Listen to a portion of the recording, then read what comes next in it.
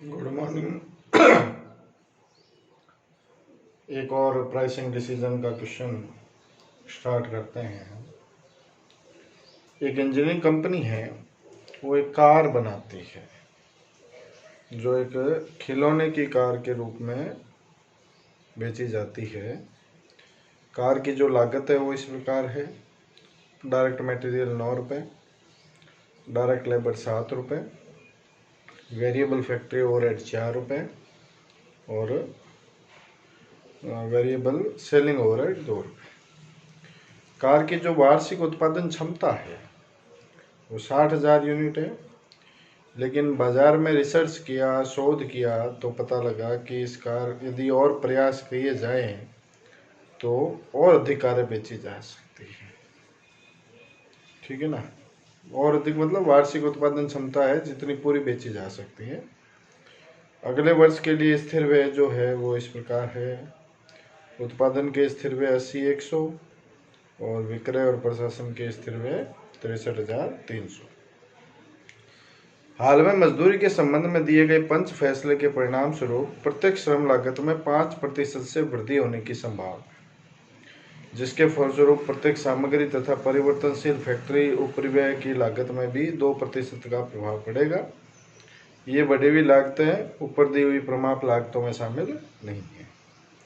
Company की स्थायी संपत्तियों में 1,35,000 रुपये के भूमि व भवन, 1,25,000 रुपये के यंत्र और उपकरण और 40,000 रुपये के फिक्चर और फिटिंग सम्मिलित है, और यह अनुमानित किया जाता है कि प्रयुक्त चल संपत्तियां प्रति विक्रय की गई इकाई पर 10 रुपये के बराबर है। कंपनी प्रयुक्त पूंजी पर 20% प्रत्याय मतलब लाभ की आशा करती है। तो आपको कार के विक्रय मूल्य की गणना करनी है और कार पे 20% व्यापारिक छूट, ट्रेड डिस्काउंट भी देना है। तो कंपनी को अपने लाभ उद्देश्य की प्राप्ति के लिए सेलिंग प्राइस जो है वो क्या डिसाइड करनी चाहिए।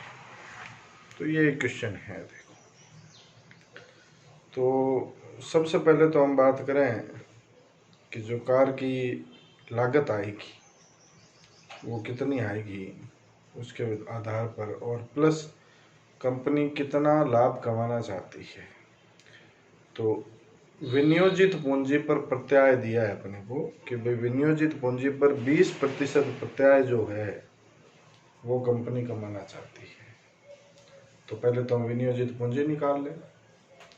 तो विनियोजित पूंजी निकालने के लिए कैलकुलेशन ऑफ कैपिटल एम्प्लॉयड।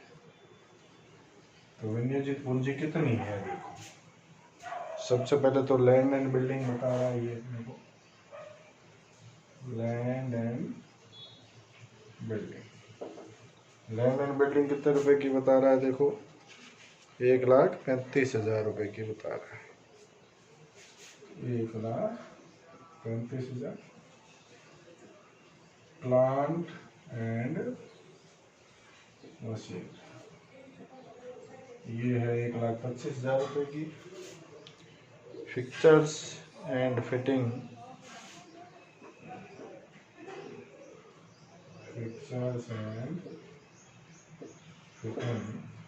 40,000 रुपए। और करंट एसेट्स दी हुई नहीं है, अपने को खुद को ही निकालनी पड़ेगी। तो करंट एसेट्स में क्या होगा, देखो कंपनी 60,000 इकाइयाँ बनाना चाहती है और एक इकाई की जो रुपए है वो आपको जो गिवन है उसके हिसाब से निकालने पड़ेंगे। तो ये कह रहा है कि प्रयुक्त चल संपत्तियां जो है, चल संपत्तियों के बारे में बताया, प्रति विक्रय की गई इकाई पर 10 रुपये के बराबर है। तो 60,000 इकाइयाँ बेच रहा है और 10 रुपये के बराबर चल संपत्तियां बता रहा है। तो 60,000 इंटू 10 6 लाख रुपए की चल संपत्तियां हो गई। तो टोटल विनियोजित पूंजी जो है कैपिटल एम्प्लॉयड वो 9 लाख रुपए आ गई। अब ये कितना रिटर्न चाहिए, इसको कितना कंट्रीब्यूशन चाहिए, रिटर्न कितना चाहिए। तो return on capital employed capital employed पे कितना रिटर्न चाहिए इसको? 20% रिटर्न चाहिए। तो 9 लाख इंटू 20%, 1,80,000 रुपये का तो लाभ कमाना है इसको। चलो मान लिया 1,80,000 रुपये का लाभ कमाना है, लेकिन फिक्स्ड कॉस्ट भी तो कवर करनी पड़ेगी। आप जब बीईपी निकालते हो तो फॉर्मूला या डिजायर्ड प्रॉफिट का फॉर्मूला जब लगाते हो तो क्या फॉर्मूला लगाते हो? Fixed cost plus desired profit. तो डिजायर्ड प्रॉफिट तो ये हो गया, लेकिन इसमें फिक्स्ड कॉस्ट की जोड़नी पड़ेगी ताकि फिक्स्ड कॉस्ट भी अपनी कवर हो जाए। तो फिर फिक्स्ड कॉस्ट को भी इसमें जोड़ देते हैं, एड फिक्स्ड कॉस्ट। तो फिक्स्ड कॉस्ट जो है, एक तो प्रोडक्शन से रिलेटेड फिक्स्ड कॉस्ट है, प्रोडक्शन से रिलेटेड फिक्स्ड कॉस्ट है 80,100, और सेलिंग एंड एडमिनिस्ट्रेशन से रिलेटेड फिक्स्ड कॉस्ट है, सेलिंग एंड एडमिनिस्ट्रेशन से रिलेटेड है 63,300। तो कुल मिलाकर कंपनी को कितने पैसे फिक्स्ड कॉस्ट सहित कमाने हैं? 3,23,400। इसको हम लिख देंगे रिक्वायर्ड कंट्रीब्यूशन। इतना कंट्रीब्यूशन तो कंपनी को चाहिए ही चाहिए ताकि कंपनी को 1,80,000 रुपये का लाभ हो जाए। अब हम कॉस्ट के बेस पे डिसीजन लेंगे, तो कॉस्ट निकालेंगे। देखो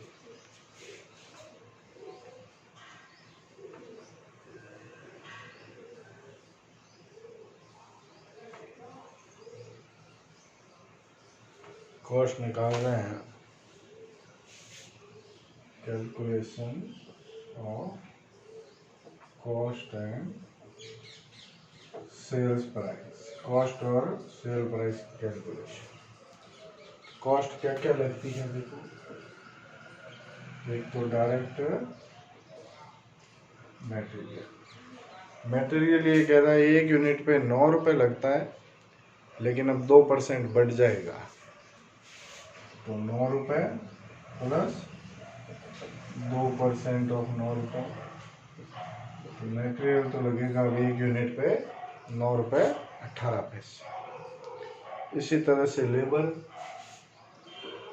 डायरेक्ट लेबर पहले कितनी लग रही थी? 7 रुपये लग रही थी, और ये कह रहा है लेबर कॉस्ट भी 5% बढ़ जाएगी अपनी। 7 रुपये प्लस 5% ऑफ 7 रुपये, तो 7 रुपये 35 पैसे हो जाएगी। उसके बाद variable factory overhead, variable factory overhead दे रहा है 4 रुपये, और इसमें 2% की वृद्धि है। 4 प्लस 2% ऑफ 4 रुपये 8 पैसे। Variable selling overhead,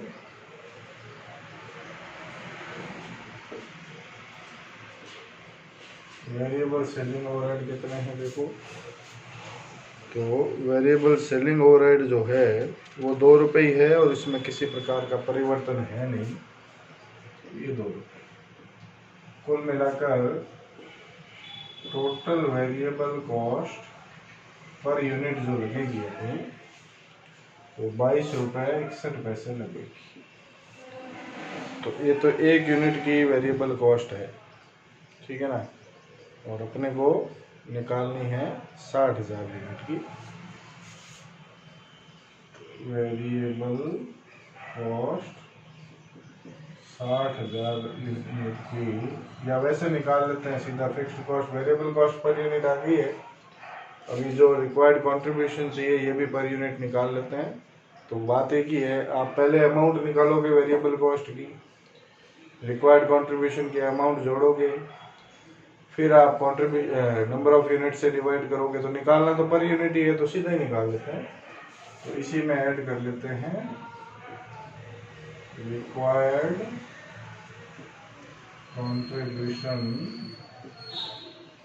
per unit, 1 unit का रिक्वायर्ड कंट्रीब्यूशन। रिक्वायर्ड कंट्रीब्यूशन 3,23,400 रुपये था अपना, और ये 60,000 यूनिट पे था, तो 60,000 से डिवाइड करेंगे तो 1 यूनिट का रिक्वायर्ड कंट्रीब्यूशन आ गया 5.39। ठीक है ना। तो कुल मिलाकर selling price per unit, net selling price जो है वो 28 रुपये आएगी। लेकिन ये कह रहा है 20% ट्रेड डिस्काउंट भी देना है। जो व्यापारिक बट्टा और दे रहे हो 20%, तो व्यापारिक बट्टा भी इसमें जोड़ना पड़ेगा ताकि पता लग सके कि हमें माल कितने में बेचना है। तो ट्रेड डिस्काउंट, अब देखो 20% व्यापारिक बट्टा देने के बाद आपकी नेट सेलिंग प्राइस 28 रुपये बचनी चाहिए। मतलब ये 28 रुपये जो है वो 80% के बराबर है, और 20% अपने को डिस्काउंट देना है। 28/80 × 20, तो ट्रेड डिस्काउंट आ जाएगा पर यूनिट, अपना पर यूनिट है 7 रुपये। 28 और 7 35 रुपये आ गई। ये अपनी लिस्ट सेलिंग प्राइस आ गई। लिस्ट सेलिंग प्राइस किसको कहते हैं? ट्रेड डिस्काउंट देने से पहले की जो सेलिंग प्राइस होती है उसको लिस्ट सेलिंग प्राइस कहते हैं। मतलब 28 रुपये जो है 35 रुपये, उतने में आप माल बेचने का कोटेशन रखोगे अपना, और ग्राहकों को कहोगे कि हम आपको 35 रुपये पे 20% डिस्काउंट देंगे सेलिंग प्राइस। तो 35 का 20% 7 रुपये डिस्काउंट दोगे आप, और नेट आपके पास में 28 रुपये पर यूनिट जो है वो बच जाएगा। तो इस तरह से हम इसकी कैलकुलेशन, ठीक है। बाकी नेक्स्ट क्वेश्चन नेक्स्ट वीडियो में। Thank you.